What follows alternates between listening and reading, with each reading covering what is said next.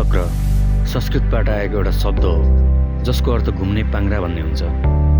योग र आयुर्वेदका अनुसार चक्रहरू ऊर्जाका केन्द्रहरू हुन् जसले हाम्रो शरीर, मन र आत्माको सन्तुलन कायम राख्न महत्त्वपूर्ण भूमिका खेल्छन्। मानव शरीरमा प्रमुख रूपमा 7वटा चक्रहरू रहेका हुन्छन् जुन मेरुदण्डको विभिन्न भागमा अवस्थित रहेका हुन्छन्। ती चक्रहरू निम्नानुसार छन्: मूलाधार चक्र, स्वादिष्ठान चक्र, मणिपुर चक्र, अनाहत चक्र, विशुद्ध चक्र, आज्ञा चक्र र सहस्रार चक्र। चक्रको अवधारणा प्राचीन वैदिक परम्पराबाट नै सुरु भएको पाइन्छ, जसलाई पछि योग, तन्त्र र आयुर्वेदले विस्तारित गरे। उपनिषदहरू, विशेष गरी योग उपनिषदहरूमा चक्रहरूलाई शरीरका विभिन्न ऊर्जा केन्द्र भनेर वर्णन गरिएको छ। तन्त्र ग्रन्थहरूमा शिव संहिता र हठयोग प्रदीपिकामा चक्रहरू सूक्ष्म ऊर्जा केन्द्रहरू हुन् जसले नाडीहरूसँग सम्बन्ध राख्छन् भनिएको छ। शरीरमा इडा, पिङ्गला र सुषुम्ना नाडी मुख्य रूपमा चक्रहरू मार्फत प्राण शक्ति वहन गर्छन् भन्ने व्याख्या गरेको पाइन्छ। आयुर्वेदमा चक्र प्रणालीलाई शारीरिक, मानसिक र आध्यात्मिक स्वास्थ्यका लागि महत्त्वपूर्ण मानिन्छ। यसै गरी बौद्ध तान्त्रिक अभ्यासहरूमा तथा चिनिया चिगोङ र जापानी की प्रणालीमा पनि यस्तै ऊर्जा केन्द्रहरूको वर्णन गरेको पाइन्छ।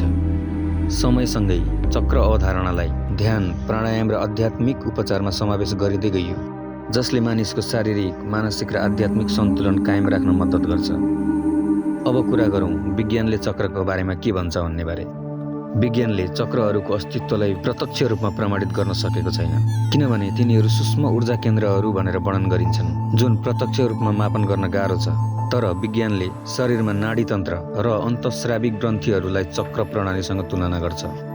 चक्र र नाडी तन्त्रको सम्बन्ध: मानिसको मेरुदण्डभित्र र वरपर धेरै नाडी तन्त्र र नाडीजाल पाइन्छ।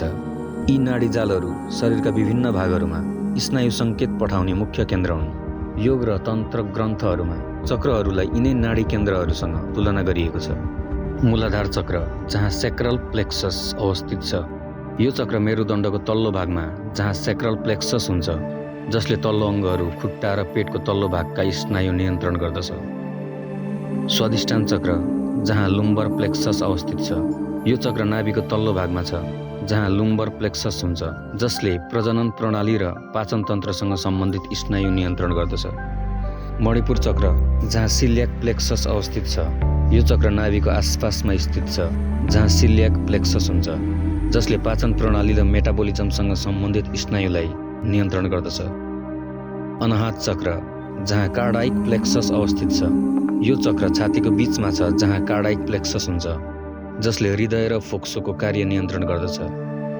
विशुद्धि चक्र, जहाँ थाइरोइड ग्ल्यान्ड अवस्थित छ।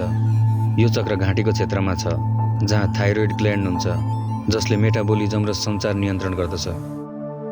आज्ञा चक्र पाइनियल ग्ल्यान्डमा अवस्थित छ।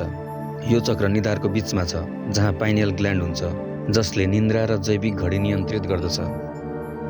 सहस्रार चक्र, जहाँ पिट्युटरी ग्ल्यान्ड अवस्थित छ। यो चक्र टाउकोको माथिल्लो भागमा छ जहाँ पिट्युटरी ग्ल्यान्ड हुन्छ, जसले हर्मोनल सन्तुलन नियन्त्रण गर्दछ।